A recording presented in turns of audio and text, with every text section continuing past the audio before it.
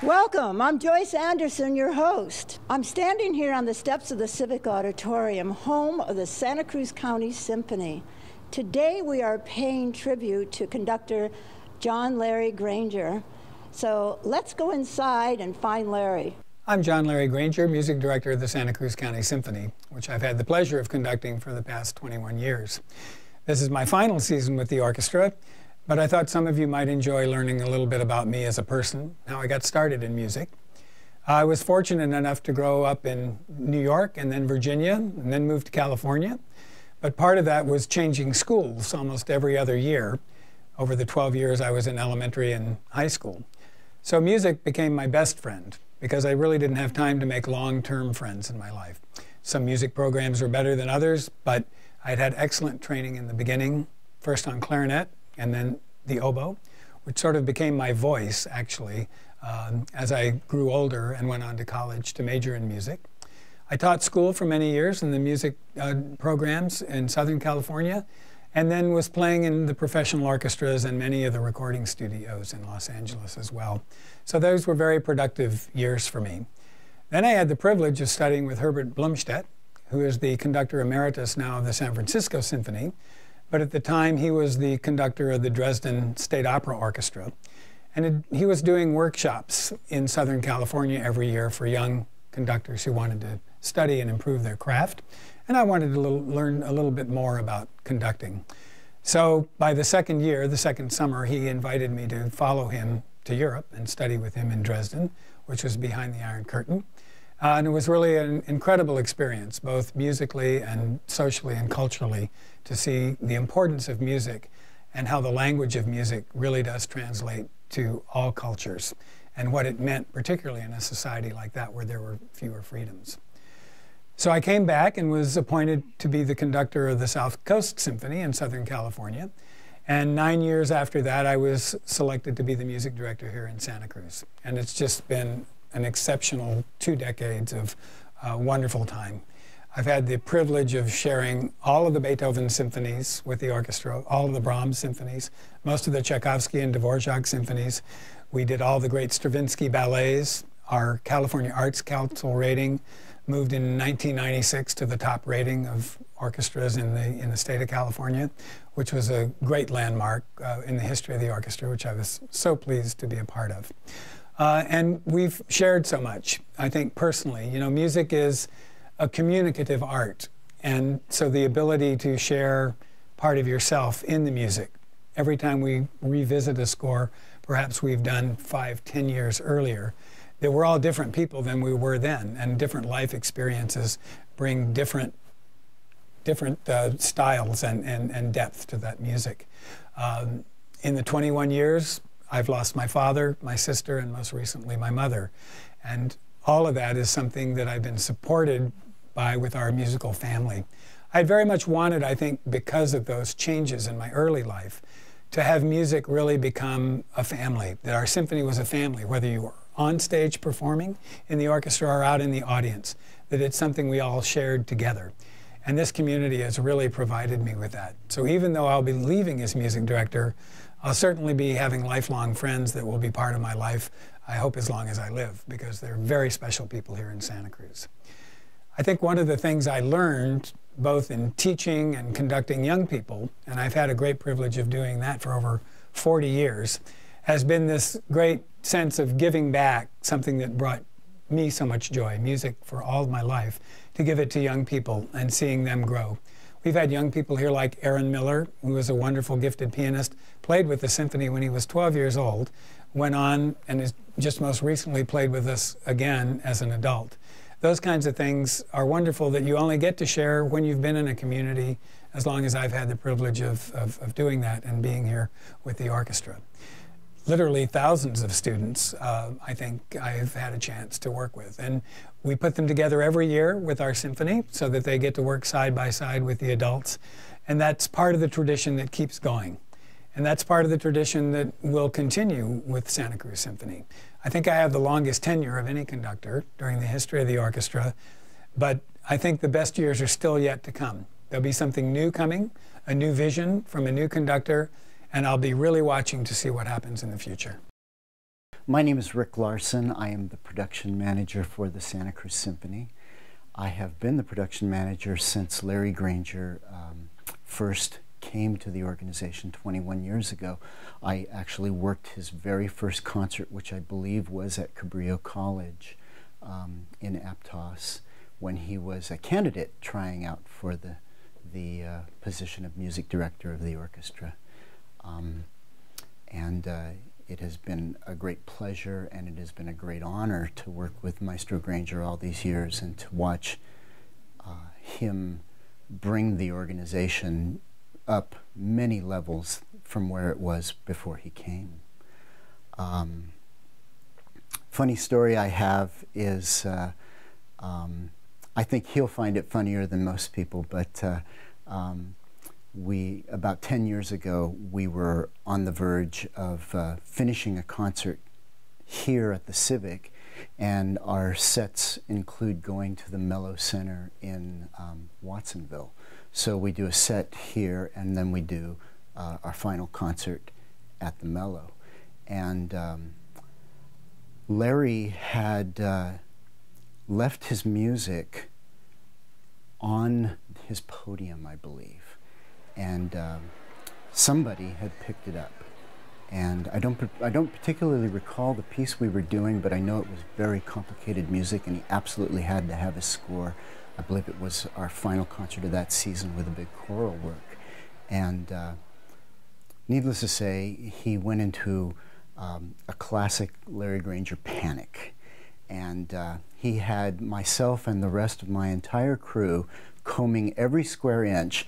And when it didn't turn up in the auditorium, he had us digging through the dumpsters in the parking lot.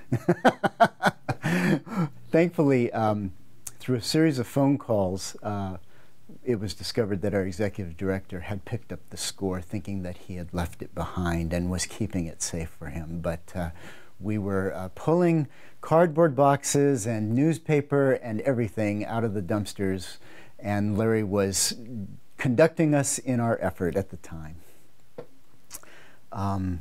My other story that I have about Larry, just kind of the thing that I'll always remember him for, is one of the things that's people I think don't really realize, but when you do concert production, absolutely positively the most difficult thing is to get all the pieces and parts together to start the event.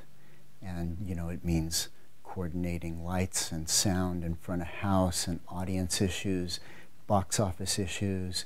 It means making sure that all the correct musicians are in position. It means making sure that your soloist and your conductor are in position, your concertmaster is ready to go. And it's a lot, and it takes a lot. And I always am at my absolute most stressed out 5 minutes before we're set to go. And almost without exception, I will go in for final checks into his dressing room, and he will see the stress and the strain on my face, and almost every time he will crack a joke. And what that always means to me is that he's reminding me that this is fun, and this is a celebration, and aren't we lucky to be doing the work that we do, because you know, that's what it is. Music is a celebration, and Larry Granger embodies that. Larry, I just want to tell you that most of all, I'm going to miss your friendship and your humor. Good luck in the future, buddy. Hi, I'm Cheryl Anderson. I'm Director of Choral Activities at Cabrillo College and the Director of the Cabrillo Symphonic Chorus. And Larry and I came together to Santa Cruz County, not together, but the same year, and began working together our first years here. And I think it's been 20 years. I think this will be our 20th season together. Probably my most vivid memory came very early on when Larry and I worked together, and it sort of defined how we would go as a team. And it was during the preparation for the Brahms Requiem. And we actually were at a symphony luncheon, and we were speaking to all the members of the Symphony League. And we were talking about how important the Brahms Requiem was, and the structure of the piece, and the things that Brahms went through to actually come to compose that music. And both of us became so caught up in the story that we actually broke down. We were in tears. And we realized at that moment, I think, that for each of us, what we did was the most important thing that we were called to do in our lives. And that's what I will miss in working with him, is that we may not always agree, although eventually we always agree on the quality of the performance. But for each of us, the thing that is the absolute most important is the integrity of the music, the choice of great literature and a great preparation so that the performance touches us and touches our audiences to the extent that their lives can be different when they leave in the best possible way. So I know that the chorus is really going to miss your jokes, Larry. Maybe more than I will, but they love them. And I just want to say the best of luck to you in all of your new pursuits. And I hope that someday we get to work together again. What shall we do? Hi, I'm Dorothy Woods. I'm past president of the Symphony. I was president in 1996 and a board member from 1991 through 1995. And I've known Larry since I was, 12, 13 years old. He and my father were both youth orchestra conductors in the Los Angeles area, and we used to get together on Christmas Eves and combine the youth orchestras, and so I got to know Larry at that time, as my father regarded him very highly as a fellow conductor. And then when I moved to Santa Cruz County, my mom knew that Larry had just gotten his job here, so it was the same year, 1991. And she called the executive director and said, "You really need to get my daughter on the board." So that's how I became involved with the Symphony, and I was a lot younger then. It's been a great 21 years. I've been to almost every concert. I've seen Larry and the organization, the orchestra, grow. We've gone from a community orchestra to an amazing union professional orchestra. The quality has just exceeded any of my expectations, and I think his as well. And we've remained friends through the whole thing, colleagues. I've become a major donor for the Symphony, so I've seen the Symphony from the other side as well. And I just can't say enough about the time that he's had here and what he's done for the Symphony. And to Larry, I would just like to say that I hope you continue to be a part of the Santa Cruz Symphony family, even though you won't be conducting on the stage as much. Maybe we'll get you here. But I've had an amazing amount of memories with you on the podium, and you and my dad, and it's been a huge part of my life, and I just really want you to know how much I appreciate it. I'm Ellen Sanders, and I'm the principal cellist of the Santa Cruz Symphony, and I find it a privilege to be asked to talk about Larry today. I've known Larry since 1993. When I first joined the orchestra, I auditioned and I got last chair cello. And I played there for quite a few years. And then came along an opportunity for me to join another group that had a conflicting schedule. And because of that conflict, I needed to resign from the orchestra. But because of the timing of the conflict, I didn't actually give notice at the proper time. So Larry actually did me a huge favor, and he actually said, why don't we go ahead and sign you up for a retroactive leave of absence, which meant that I could leave the orchestra in good standing. And so I did, and I joined this other group, and I played there for about 6 years.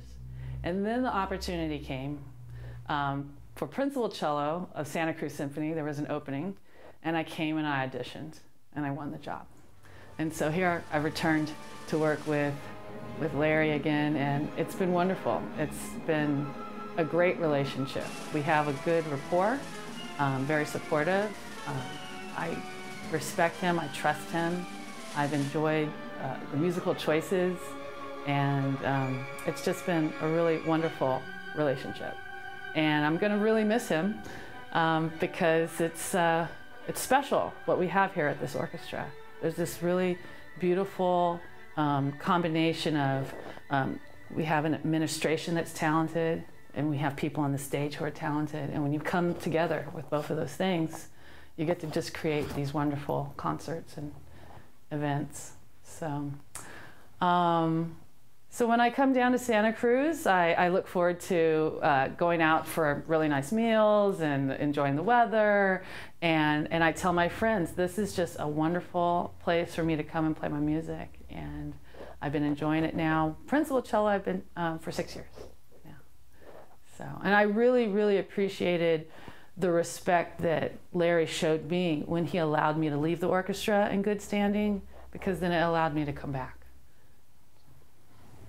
My name's Mary James. I'm past president of the Symphony Board. I first met Larry 20 years ago when he was a candidate for music director of the Santa Cruz County Symphony. My husband and I were invited to dinner with some others to meet Larry, and it was at the house of Jean Lerner, who was an avid symphony supporter, and she went to all rehearsals with score in hand. And then a few years later, when I became president, Larry invited me to go down and to the hall at rehearsal and meet the orchestra. He said it would just take a few minutes. So I went down at 7:15, and there I was, still there at 10:15, totally entranced by Larry and the orchestra making the music. And it was very interesting over those years. I went to rehearsals for the next 10 or 15 years. I've rarely missed one. In fact, I became Jean Lerner without the score. But during those years, I really learned what a music director does. He doesn't just stand up there and wave his hands and talk to the musicians or talk to the audience. He actually puts a lot of work in before the program. He he looks at music scores, listens to scores. He tries to pick something that will both attract an audience and challenge an audience. Yet not be such a big piece that we can't afford a large orchestra. Then he has to find soloists for the pieces. He also has to give the musicians something new and challenging. So he doesn't just throw darts at a board. Putting together a program really is time consuming, and I've learned so much watching Larry do that about the full job of a conductor. Some of the musicians have actually told me that even though a piece is very difficult, and over the 4 days of rehearsals, they work with Larry while he brings out the nuances in a piece. Even though it's a difficult piece, they love the challenge. So that's been interesting to find out that musicians do like difficult pieces coming from their music director. Larry's probably his best attribute is as a teacher. He, at the league previews every Friday, before a concert, he will put together a talk about the music that's going to be played. And he doesn't just stand up there and talk. He finds excerpts that he records to illustrate a point. He also laces his talks with terrible jokes. They're usually puns. See, I was short too. I needed a career that I could stand on a box. That's great. And they're so bad. Sometimes when my husband and I hear a bad joke, we'll say, that's a Larry joke. But all in all, it wouldn't be Larry without the terrible jokes, so we actually have fun with his jokes. On a personal basis, Larry and I used to do the New York Times Sunday crossword together. It's not quite together. He would be in his house and I in mine, but every Sunday afternoon he'd call and we'd see which clues we'd got stuck on or who got it done first. After a while, I started getting the original Sunday Times on a Sunday, and I'd be a week ahead of Larry, so I would get it done first, and I always won. Then he caught on to what I was doing, so we no longer do the Sunday Times crossword puzzles together. When he's down in Santa Cruz, he will stay at Shirley Greenwood's house, but when Shirley's wasn't available, he stayed at our house. Because of his exalted position as music director, I would make sure the guest room was nicely appointed, fresh bottle of water, my best sheets, and he would enjoy his stay. But Larry, once you've retired, you're no longer in that revered position. So you can bring your own water and a sleeping bag. I'm Nancy Myburgh, and I've worked for the Symphony for 26 years, and I've worked with Larry from day one. And we have had a wonderful relationship together, and I think one of the things people don't know about Larry is he's a gigantic Diana Ross and Motown fan. And we've gone to see Diana Ross together. But years ago when the Symphony did the Pops on the Rocks concerts at the Quarry, Larry jumped on stage with the likes of the Temptations because he already knew every tune. So that's one of the wonderful side things about Larry that people don't know is he has diverse interests, and our friendship has been enduring and will continue after Larry has retired, so it's something I look forward to. My name is John Nakamatsu, and I am a concert pianist. I actually grew up in San Jose, so Santa Cruz is kind of my backyard, and I spent a lot of time here, even as a college student, because I had friends who went to the university. So this was a really special place for me. And in 2005, I actually met Larry for the first time here in this building because he invited me as a pianist to play with the Santa Cruz Symphony. And I had not known Larry, and I had not known the orchestra really. And our first collaboration was just an incredible experience. We had so much fun, and the audience was great, and the orchestra was responsive and enthusiastic. And Larry was the most easy person to work with. You know, usually there are situations where you have a little drama with the conductor. You never know from here and there.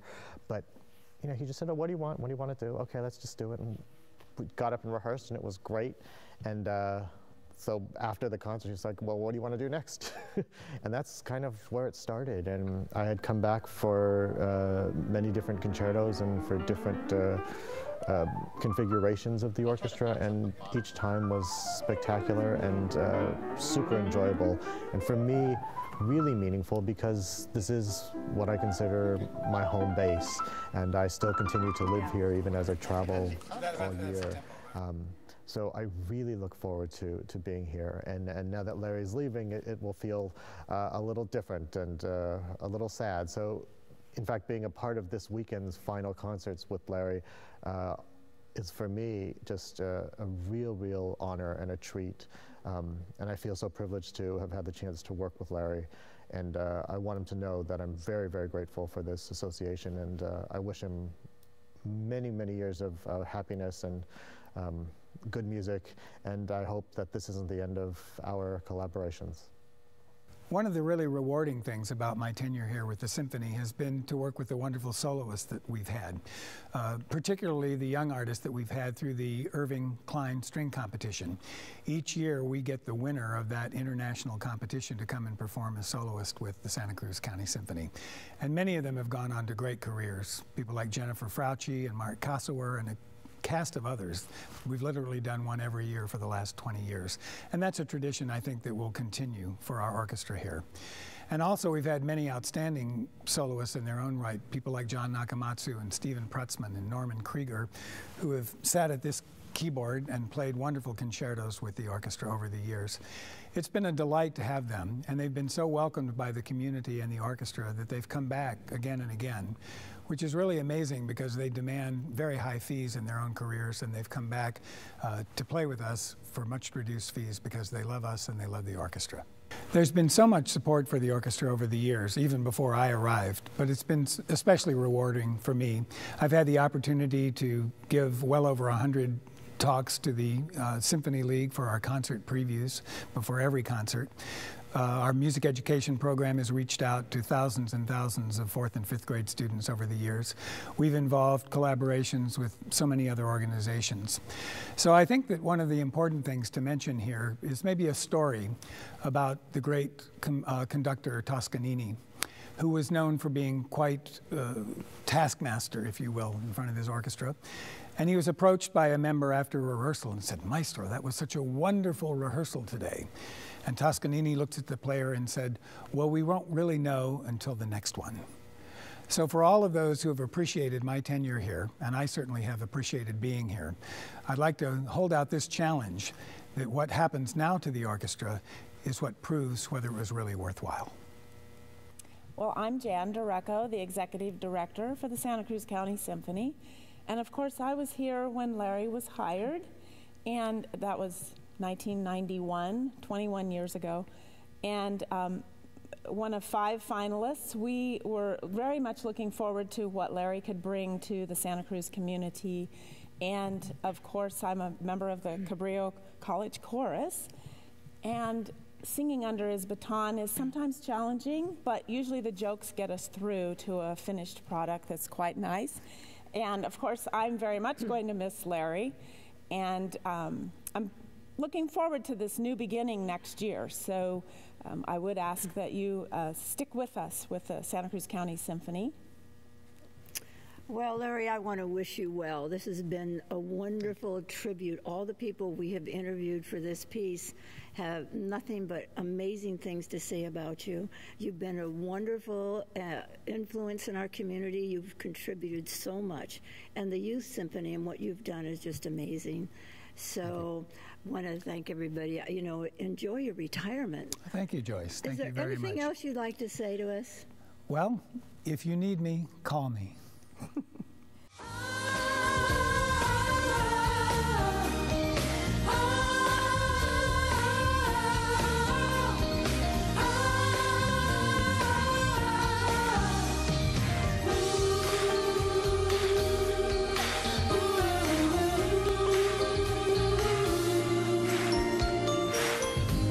If you need me, call me. No matter where you are, no matter how far, just call my name. I'll be there to hurry. On that you can depend and never worry. So some people ask me what our final selection will be together before I retire. I guess you all know the theme from Merry Melodies. Da da da da da da da da da da da da da da da da da. That's all, folks.